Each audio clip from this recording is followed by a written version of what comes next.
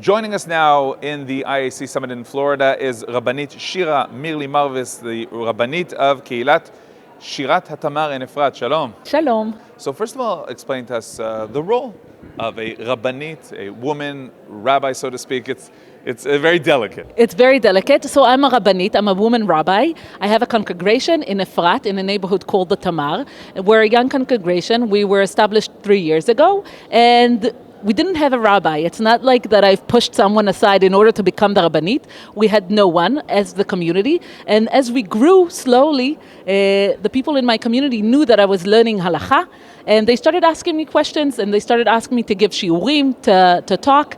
And I see my role as the person who's in charge or wants to make halakha and Torah relevant, accessible to everyone. And I think it's very important to make Torah accessible and relevant in our life. And how do you answer those who say, it could be that what you're saying now is okay and even kosher, but it smells like reform. It smells like something that's out of the regular halakha, out of orthodoxy.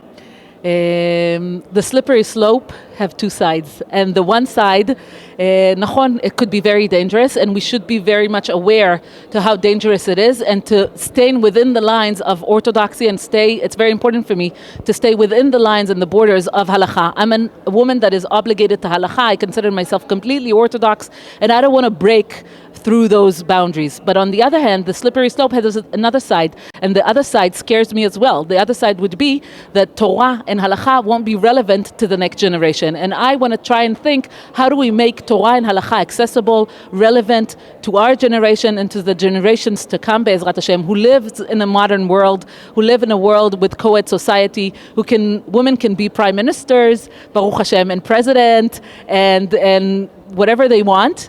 And I think that in the halachic world, it's very important that we'll be women that are knowledgeable and will be able to take part in the halachic discussion. And this is something that you're not just answering me in this interview, something that you think about all the time?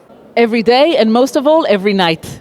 A big part of my tefillah have changed ever since I became a Rabbanit, because I understand that this is something very delicate that we're doing, and I think that we should be aware and should be very careful of the boundaries and what is halachic and what can we do. But on the other hand, we also have the responsibility to make halakha and Torah accessible and relevant to everyone, and I very much want to be part of the kehillah, of the community. So tell us what you're doing here at the IAC Summit. I was very privileged to get an invitation. The conference here is dealing with the question of identity and the identity of the Israelis who decided to immigrate and to come and live in a different country, and they very much rely on their Israelity in their identity. But what will happen to the next generation, and how would they be smart enough to build an identity that will be, they're not Israelis, and they need to find their own definition of Jewish identity, Israeli identity, and how would they do that? So tomorrow, Be'ezrat Hashem, I'm going to be speaking in a panel